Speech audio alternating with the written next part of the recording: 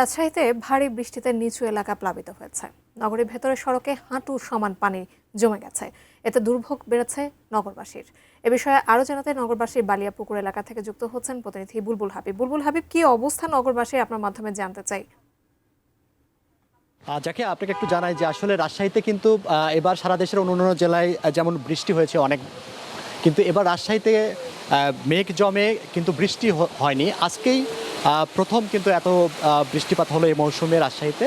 কিন্তু বৃষ্টিতে আমরা দেখি যে যেগুলো নিচু এলাকা আছে সড়কের, সেই এলাকাগুলোতে পানি জমে গেছে, বিশেষ করে বালিয়াপুকুর, সাধুর মোড়, ছোট বনগ্রাম সহ ডিঙ্গাডোবা এলাকার যে এলাকাগুলো রয়েছে সেগুলোতে আমরা এই যে নিচু যেগুলো এলাকা, বিশেষ করে মহল্লার ভিতরের যে রোডগুলো রয়েছে সেগুলোতে কিন্তু পানি জমে গেছে। আপনি দেখতে পাচ্ছেন আমার পেছনে যে এলাকাটি, এটা আসলে বালিয়াপুকুর এলাকা। এটা কিন্তু এই সড়কটি কিন্তু ব্যস্ত সড়ক, সিটি কর্পোরেশন একদম প্রাণকেন্দ্রে অবস্থিত সড়কটি। এই সড়কে 1 ঘন্টা ধরে কিন্তু এই পানি যে অবস্থা রয়েছে এরকম পানি জমে আছে, এবং এই যে হাঁটু সমান পানি, এই পানির মধ্য দিয়েই কিন্তু মানুষজনকে যাতায়াত করতে হচ্ছে। রিক্সা থেকে শুরু করে মোটরসাইকেল সহ অন্যান্য যে যানবাহন, সেই যানবাহনগুলো কিন্তু চলাচল করছে।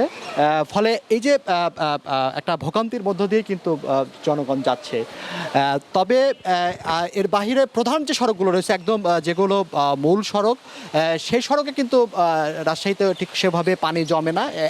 এই বৃষ্টি তো এখনও ওইভাবে প্রধান জমেনি, কিন্তু মহল্লার ভিতরের যে সড়কগুলো রয়েছে সেগুলোতে পানি জমেছে। আবহাওয়া অফিস যেটা জানিয়েছে যে তারা ঘন্টা, কারণ 12:20 দিকে বৃষ্টি শুরু হয়েছে, এখন কিন্তু বৃষ্টিটা ছেড়েছে, এখন বৃষ্টি নেই, কিছুক্ষণ 10-15 মিনিট ধরে বৃষ্টি নেই।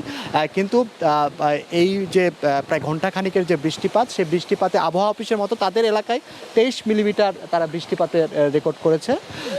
তবে এই যে বৃষ্টিপাত, এটা আসলে এলাকার যে জনগণ, এখানকার মানুষজন, তাদের সাথে কথা বলেছিলাম, তারা কিন্তু বলছে যে এই যে এলাকাগুলোতে বৃষ্টি জমে এবং এই বৃষ্টিপাতের ফলে যে জলাবদ্ধতা তৈরি হয়, এগুলো কিন্তু পানি নামতে তাদের এই বৃষ্টি থেমে যাওয়ার পরেও প্রায় ঘন্টা খানেক, 1.5 ঘন্টা 2 ঘন্টার মতো সময় লাগে, এমনটি কিন্তু এখানকার যারা স্থানীয় এলাকাবাসী তারা জানিয়েছেন।